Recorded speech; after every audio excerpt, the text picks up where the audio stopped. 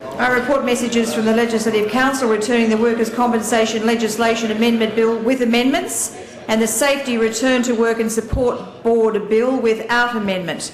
I direct that the Legislative Council amendments to the Workers' Compensation Legislation Amendment Bill be taken into consideration forthwith. Call the Leader of the House. Call the Leader of the House.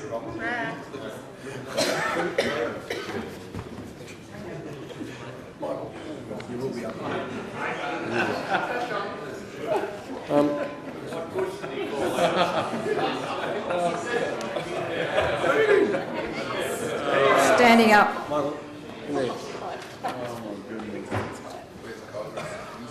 Leader of the House. That's the amended bill. The amendments. Michael, can I suggest someone else is doing it, please? Might be wise. Michael, maybe Robbo should do it. Might be better. Madam Speaker, the legislation that has been returned, that is the Workers' Compensation Legislation Amendment Bill and the Safety Return to Work and Support Board Bill, have both been returned, or have been returned with amendments. In regard specifically, the Workers' Compensation Legislation Amendment Bill has been returned with amendments. The government is not happy with all those amendments. We believe that the bill, as it was presented to the Parliament, as was moved to the Legislative Council, is as it should be. We believe that the legislation was in the best interest of workers and in the best interest of the state. Having said that, it is important that this legislation moved through this House this morning, now at 2:30 a.m, and we accept the amendments, not happily, but we accept the amendments that have been moved in the other place. And accordingly, Madam Speaker, I move that the Legislative Council amendments now be agreed to. Thank you. The question is that the Legislative Council amendments be agreed to. Just call the member for Maroubra. Madam Speaker, I'm just wondering whether the Leader of the House fully understands the content and operation of the motion that he's just moved. If the Leader of the House seeks to move the amendments in globo, he has not expressed that. So we would take it that he has not done that, and so we would ask him to... I think that's the clear understanding of what he's just done. He has not moved that, Madam Speaker. So he has moved that the Legislative Council amendments be agreed to, and that's the question I put to the House. He hasn't sought leave that they be moved in globo. He doesn't need to seek leave that they be moved in globo. It's a message from the Legislative Council. We're moving that those amendments, as moved by the Legislative Council, be agreed to. All of them? All of them. Well then, Madam Speaker, we on the opposition side of the House then hear very well the mixed message that comes from the Leader of the House, that he's not happy, and nor is the government happy with the amendments that have been moved by the other place. This has been the subject now of some nearly 8.5 hours of debate, and here we come back to this place at 2:30 in the morning. I will discuss the amendments as I see fit, and I will not. And I will not be dictated to by you after your bully boy week. No, the member for Maroubra, you're speaking on the motion as to the amendments that they be agreed to, and that's the motion you should be speaking to. Debate, then you keep your troops under control. Don't tell me what to do, or I'll remove you from the House. I will remove you from the House. Well, Madam Speaker, I'm asking you to speak to the motion. Quite some considerable won't. And if you want to remove me from the House when we are talking about this bill, then you do so and don't threaten me with it, Madam Speaker. Don't threaten me. Well, then remove me from the House. Speak to the motion that's before the House. From speaking on this bill that goes to the heart of what we believe in, then remove me or you remain silent, Madam Speaker. Now, Madam Speaker, you remove yourself from the House. I will do that, and you can quite remove me from the House. You will not silence us on this, just because your Leader of the House doesn't know what his moving means. You will not keep us quiet. Remove yourself from the House.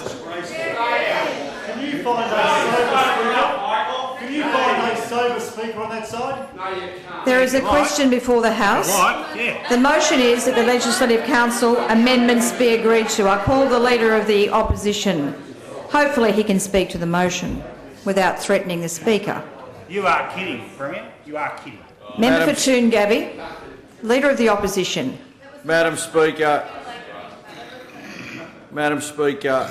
those of us on this side of the House will vote for these amendments, and we will do so not with a terrible great deal of pleasure.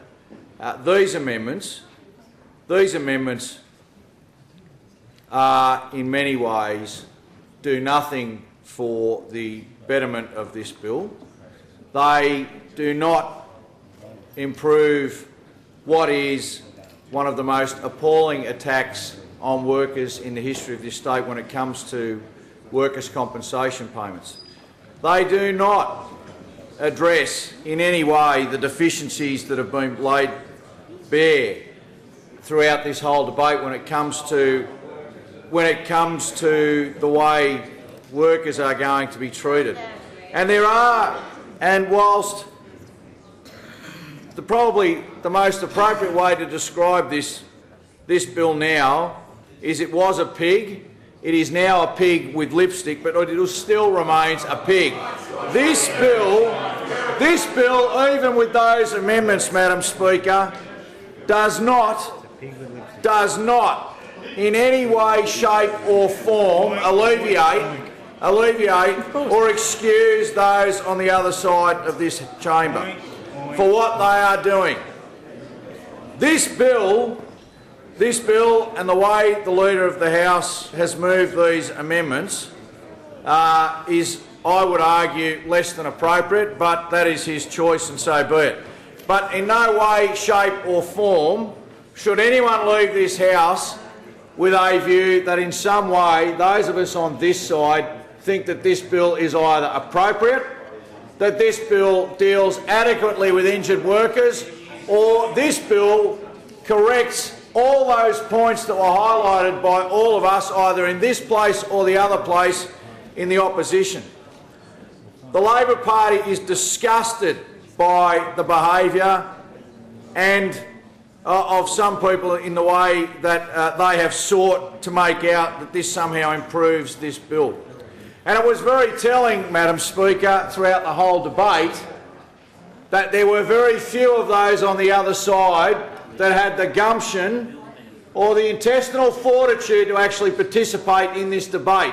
In fact, the most telling thing about this bill was how few of those in the government actually spoke in support of this legislation. And that, more than anything else, Madam Speaker, speaks volumes about what they really think over there about this legislation. Because apart from those who want to be up-and-comers and who are jockeying to get on the front bench, apart from the Premier and apart from the Treasurer, it was only the member for Pittwater, it was only the member for Cronulla that spoke, and the Deputy Premier, I correct myself, and the Deputy Premier. And Krusty, the member for Murray-Darling. This speaks volumes. And what it says is that none of them wanted their names recorded speaking in support of this bill. If they wanted their names recorded, then they would have spoken. They don't support this bill. They don't support this bill. Order. We do not support this bill. We will vote for these amendments, but we do it begrudgingly, and we do it in the full knowledge that all of you on the other side today will vote to gut the workers' compensation scheme. You will vote.